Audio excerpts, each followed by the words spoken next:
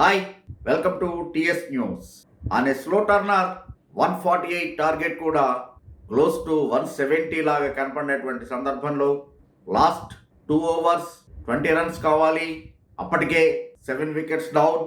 But of course the well known West Indian Hetmyer క్రీజ్లో ఉన్నాడు అనేది ఒక్కటే రాజస్థాన్ రాయల్స్కి ధైర్యాన్ని ఇస్తున్నటువంటి సంగతి. కానీ అప్పటికి అనుమానమే, ఎందుకంటే వికెట్ చాలా స్లో అయింది, బ్యాటింగ్ చాలా కష్టమవుతున్నటువంటి పరిస్థితి. వికెట్ని చాలా చక్కగా రీడ్ చేసినటువంటి సంజు శాంసన్ టాస్ గెలిచి ముందు ఫీల్డింగ్ చేయాలని నిర్ణయించుకోవటం. Match number 27 Punjab Kings versus Rajasthan Royals. Mullanpur, చండీగఢ్లో ఉన్నటువంటి ములాన్పూర్లో జరిగిన మ్యాచ్ ఇది. స్లో వికెట్ ముందు ఫీల్డింగ్ చేసినటువంటి రాజస్థాన్ ప్రత్యర్థిని 147కి కట్టడి చేయగలిగింది. బిలో 150 పెద్ద టార్గెట్ ఏం కాదు. ఆ 147 అయినా వచ్చింది అంటే మరొకసారి Ashutosh Sharma a beautiful batting, 16 balls 31 runs. ఈ రోజున రెండు టీములు కూడా కీలకమైనటువంటి మార్పులతోటే బరిలో దిగాయి. పర్టికులర్గా నిఖిల్ తోటి ఇబ్బంది పడుతున్నటువంటి కెప్టెన్ శిఖర్ ధావన్ స్థానంలో ఇంగ్లీష్ ఆల్రౌండర్ శ్యామ్ కరణ్ జట్టుకి నాయకత్వ బాధ్యతల్ని వహించాడు. మరొకసారి కావలసినటువంటి భాగస్వామ్యం లభించలేదు పంజాబ్ కింగ్స్కి. ఎక్సెప్ట్ దట్ అశుతోష్ ఎవరు కూడా సునాయాసంగా పరుగులు చేసేటువంటి పరిస్థితి కనబడలేదు ఆ వికెట్ మీద. చహల్ ఎప్పట్లయినే పొదుపైనటువంటి బౌలింగ్. ఈ రోజునటు రాజస్థాన్ అనూహ్యంగా తమ ఓపెనింగ్ బ్యాటర్ జోస్ బట్లర్, ఎందుకంటే అంత ఫామ్లో లేడు, బెంగళూరుతో జరిగిన ఒక సెంచరీని మినహాయిస్తే అంత ఫామ్లో లేడు కాబట్టి అతనికి విశ్రాంతినిచ్చారు. ఈవెన్ అలాగనే అశ్విన్ వికెట్లే తీయట్లేదు, ప్లస్ ధారాళంగా పరుగులిస్తూ ఉన్నాడు. లాస్ట్ మ్యాచ్ ఒక రకంగా రాజస్థాన్ ఓడిపోవటానికి అశ్వినే కారణం. 17th over conceded 17 runs. So అందుకని ఎన్నో విమర్శల్ని ఎదుర్కొంటున్నటువంటి అశ్విన్కి విశ్రాంతిని ఇవ్వటం కూడా ఒక మంచి నిర్ణయమే రాజస్థాన్ రాయల్స్ నుంచి. సో 148 టార్గెట్, అంత ఫామ్లో లేనటువంటి యశస్వి జైస్వాల్ ఎక్కువ టార్గెట్ లేదు కాబట్టి కొంత సమయాన్ని గడపగలిగాడు. బట్ ఎట్ ద ఎండ్ కీలకమైనటువంటి 39 runs కొద్దిగా కాన్ఫిడెన్స్ని నింపుకోగలిగినటువంటి స్కోర్ చేశాడు 29 balls. స్ట్రైక్ రేట్ పరంగా తక్కువే కావచ్చు, బట్ కీలకమైనటువంటి 39 runs అతన్ని నెక్స్ట్ మ్యాచ్కి సైకలాజికల్గా ప్రిపేర్ చేసేటువంటి స్కోర్ అది.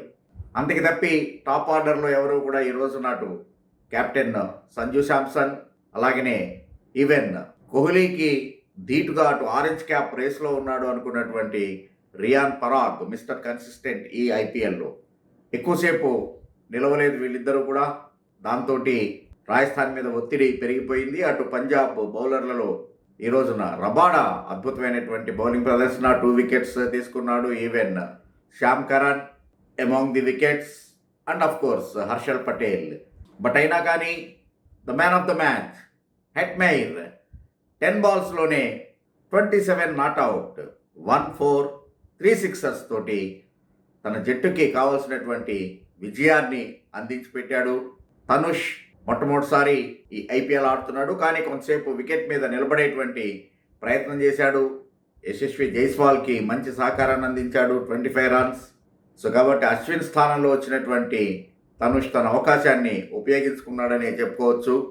ఓవరాల్గా on slow wicket stroke play చాలా చాలా కష్టమైనటువంటి సందర్భంలో హెట్మైర్ కేవలం 10 balls ఆడి తన జట్టుకి విజయాన్ని అందించి అతి తక్కువ బాల్స్ ఫేస్ చేసి కూడా మ్యాన్ ఆఫ్ ద మ్యాచ్ అవార్డుని గెలుచుకోగలిగాడు 27 నాట్అవుట్ తోటి. అదే కీలకం నిజంగానే. వికెట్లు ఎవరు తీశారు అనేటువంటి దానికన్నా కూడా, లేదా ఈవెన్ యశస్వి జైస్వాల్ 39 runs చేశాడు కదా అనేటువంటి దానికన్నా కూడా, ఆల్రెడీ ట్రెంట్ బౌల్ట్ని ఒక ఎండ్లో పెట్టుకొని, ట్రెంట్ బౌల్ట్ బ్యాటింగ్ సామర్థ్యం మనందరికీ తెలిసినటువంటిదే.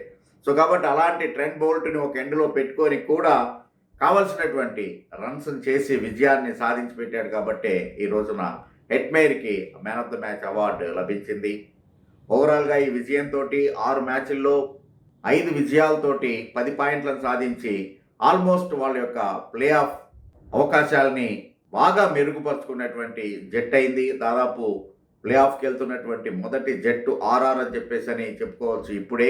మరొక వైపు ఈ ఓటమితోటి కేవలం 4 పాయింట్స్ తోటే పంజాబ్ తన ప్లే ఆఫ్ అవకాశాలని మరింత సంక్లిష్టం చేసుకుంది. ఇప్పటికీ వాళ్ళు 8th పొజిషన్లోనే ఉన్నారు. సో ఎక్స్ట్రాడినరీ గేమ్స్ ఆడితే తప్ప అటు 8th నుంచి టాప్ 4లోకి రావడం అనేటువంటిది కష్టమైనటువంటి పరిస్థితే. బట్ ఏదైనా కానీ నెక్స్ట్ మ్యాచ్కి బహుశా శిఖర్ ధావన్ జట్టులో కలుస్తాడేమో చూడాలి. శిఖర్ ధావన్ మీద చాలా రెస్పాన్సిబిలిటీ ఉంటుంది పంజాబ్ని నెక్స్ట్ లెవెల్కి తీసుకెళ్ళాలి అంటే కనుక.